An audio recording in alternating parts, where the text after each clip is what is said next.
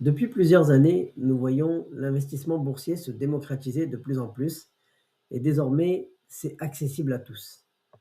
Eh bien, dans cette toute nouvelle vidéo, on va décortiquer ensemble le sujet de l'investissement en bourse.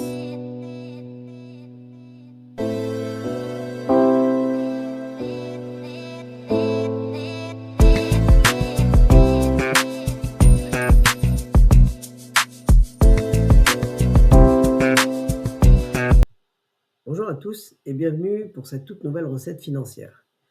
Tout d'abord, il faut rappeler que l'investissement boursier n'est pas sans risque. En réalité, le risque zéro n'existe pas. À chaque fois qu'on veut essayer de gagner quelque chose, en règle générale, il faut toujours mettre quelque chose en échange sur la table. Par exemple, investir en bourse, il va falloir prendre le risque de mettre de l'argent sur la table pour le faire fructifier. Mais dans bien des situations, on le pratique sans s'en rendre compte. Par exemple, gagner un salaire, eh bien, en contrepartie, sur la table, on met notre temps, mais aussi notre énergie. Et ensuite, est-ce que réellement c'est réservé seulement à une élite?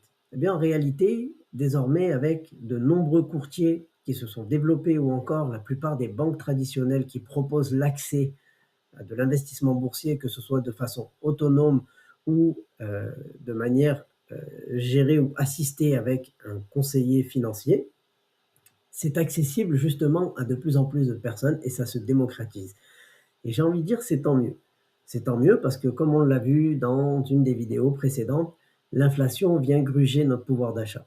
Donc, plus que jamais, il est important de savoir ou de connaître un petit peu sur l'investissement. Puis, on va aborder d'ailleurs les différents profils d'investisseurs. Tout d'abord, il y a le profil très très prudent, celui qui ne veut absolument pas entendre parler de la bourse parce que pour lui c'est un casino ou c'est quelque chose de réservé à une élite ou alors il faut avoir accès à des informations, etc., etc. Alors lui il préfère ce qu'on appelle placer son argent de manière traditionnelle, c'est-à-dire dans un compte épargne ou encore un CPG, donc qui est un certificat de placement garanti. Malheureusement, avec ces deux types d'investissements-là, c'est très rare qu'on fasse mieux que l'inflation, voire c'est bien souvent tendance qu'on fasse moins que l'inflation et au final, ben, on perd en pouvoir d'achat. C'est-à-dire qu'en début d'année, on place 1000 $ dans un compte épargne. À la fin de l'année, on va avoir peut-être du 1 ou 1,5%, donc 1010 $ ou encore 1015 $.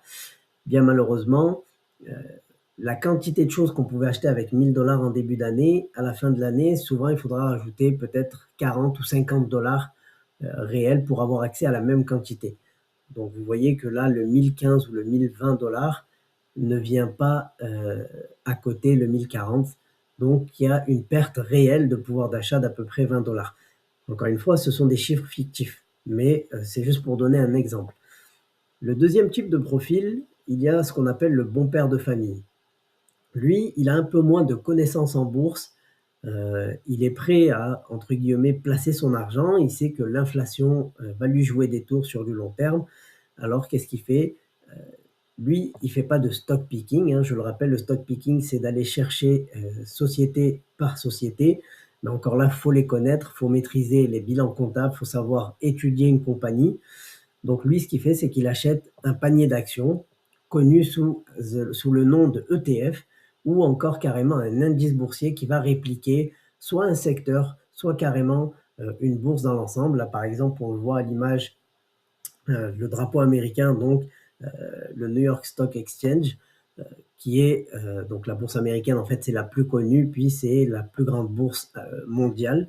Donc c'est elle qui génère plus ou moins le plus d'argent, ou plutôt qui chaque jour fait tourner le plus d'argent. Donc souvent, ben, les gens vont se concentrer sur ce marché-là. Est-ce que c'est bon, est-ce que c'est pas bon? Ça, c'est vraiment propre à chacun. Il est possible d'investir dans votre pays local, par exemple le Canada ou encore l'Europe, voire même dans les pays émergents. Parfois, on est capable de privilégier des secteurs, tout pays confondu. Parfois, on est capable d'aller chercher un investissement dans sa globalité du monde entier. Mais en tout cas, pour le bon père de famille, lui, il place son argent là, puis il le laisse couler sur 10, 15, 20 ans. Puis voilà, limite, il ferme l'application, il revient dans 20 ans, il réouvre. Puis il a généralement, en tout cas on lui souhaite ou on l'espère, potentiellement fait fructifier son argent. Mais comme on l'a dit au début de la vidéo, investir comporte des risques, donc rien ne garantit, car souvent on se base sur les données du passé pour, entre guillemets, essayer d'anticiper ou de prévoir l'avenir financier. Malheureusement, rien ne garantit qu'on va réellement récupérer notre argent ou on va gagner de l'argent. Mais jusqu'à présent, en moyenne, la bourse présente un gain d'à peu près 10% annuel. Oui, mais reste que c'est potentiellement, euh, voilà, c'est encore rien de garanti. Ensuite, on a aussi le trader professionnel. Lui, c'est quelqu'un que bah, c'est son métier. Dans le fond, il va acheter, donc il va rentrer en fait sur le marché boursier, mais dans un court laps de temps, c'est-à-dire qu'il va faire ça sur une minute, peut-être plusieurs minutes, plusieurs heures. Il va acheter, il va revendre. Généralement, il va suivre la tendance boursière, donc on va appeler ça du momentum, c'est-à-dire que si le marché a tendance à monter, il va suivre la montée, ou si le marché a tendance à baisser, il va suivre la baisse. Lui, c'est vraiment quelqu'un de, entre guillemets, on pourrait appeler ça un professionnel qui connaît sur le bout des doigts ou qui est pas mal instruit sur le sujet de la bourse. Ensuite, on a aussi le joueur de casino. Alors lui, le joueur de casino, bon ben, il voit ça clairement comme un casino, c'est-à-dire qu'il balance tout sur le rouge, puis il espère faire un x10 ou un x100 assez rapidement. Généralement, il va aller sur des produits un peu plus spéculatifs, il va faire ce qu'on appelle appel à de l'effet de levier. Euh, et ça, c'est vraiment pas quelque chose à faire hein, si vous voulez sécuriser votre patrimoine et votre argent. Puis, quelles sont en fait les différentes façons possibles qu'il existe d'investir? Bon, ben, premièrement, il y a le lump sum. Le lump sum, en fait, c'est vous disposez par exemple de 1000 $, vous les mettez en one shot, une seule fois, puis vous fermez l'application. Voilà, vous mettez ça sur un ETF, sur des actions, peu importe. Puis là, vous fermez l'application, vous laissez faire. Il y a une deuxième possibilité, c'est le DCA, donc Dollar Cost Averaging. Dans le fond, en fait, on va moyenner le prix d'achat, c'est-à-dire que sur les 1000 $, au lieu de les mettre en une fois, on va peut-être partager ça en 10 fois, puis mettre 100 $, soit chaque mois, ou on va étaler ça sur 2 mois ou 2 semaines, peu importe, ça c'est vraiment propre à chacun. Donc ça c'est pour le DCA. Après, il y a aussi des gens qui vont essayer de timer le marché. Beaucoup, beaucoup plus difficile. Pas impossible, mais beaucoup, beaucoup plus difficile. Ça prend énormément de connaissances, énormément de temps investi sur les marchés boursiers. Puis encore là, ben, c'est vraiment euh, presque, j'ai presque envie de dire, c'est un coup de chance. Parce que là, c'est d'essayer de deviner quand est-ce que le marché fera son plus bas. Puis, comme on le sait, on a toujours des gens qui nous annoncent depuis 20 ans que ça va être le crash du siècle, qu'on va tout perdre. Gardez votre cash, puis vous allez pouvoir rentrer au plus bas. La vérité, c'est que personne ne le sait. On ne sait pas quand sera le plus bas, on ne sait pas quand sera le plus haut. Ce qui compte en fait au final, c'est dans un premier temps de se former puis de connaître les marchés boursiers. Ensuite, donc généralement, pourquoi on investit? Ça aussi, il faut le comprendre.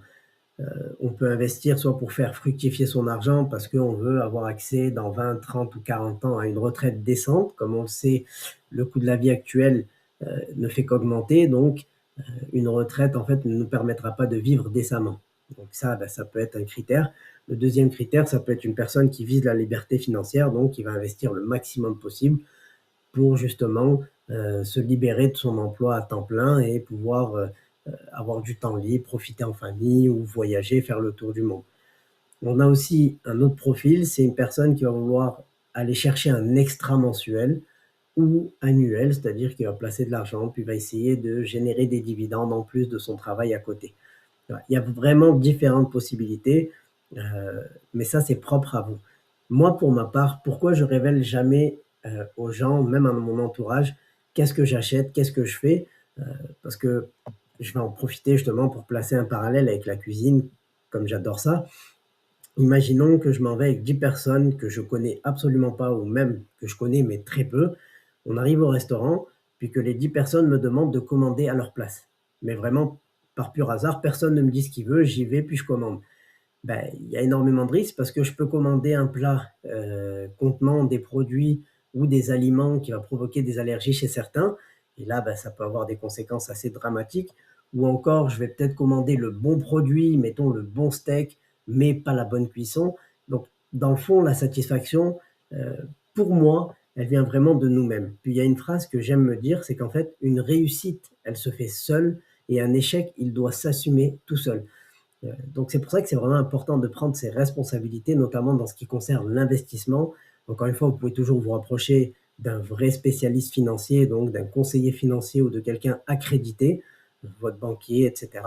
Euh, mais c'est sûr que si vous pouvez vous instruire de votre côté, il y a énormément de contenu disponible, que ce soit de manière gratuite ou de manière payante.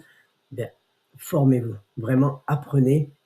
L'investissement n'est pas réservé qu'à une élite, vous pouvez y avoir accès. Peut-être que le fait de vous instruire là-dessus, ça vous dira rien, vous allez dire ben non, c'est pas pour moi. Peut-être que ça va avoir l'effet inverse, mais au moins essayez de connaître le sujet, car plus que jamais, c'est important d'un peu connaître l'économie qui nous entoure. En tout cas, on arrive à la fin de cette vidéo. J'espère que vous avez appris beaucoup de choses. Pour continuer à saisonner vos finances avec nous, n'oubliez pas de vous abonner et vous savez quelle vidéo regarder.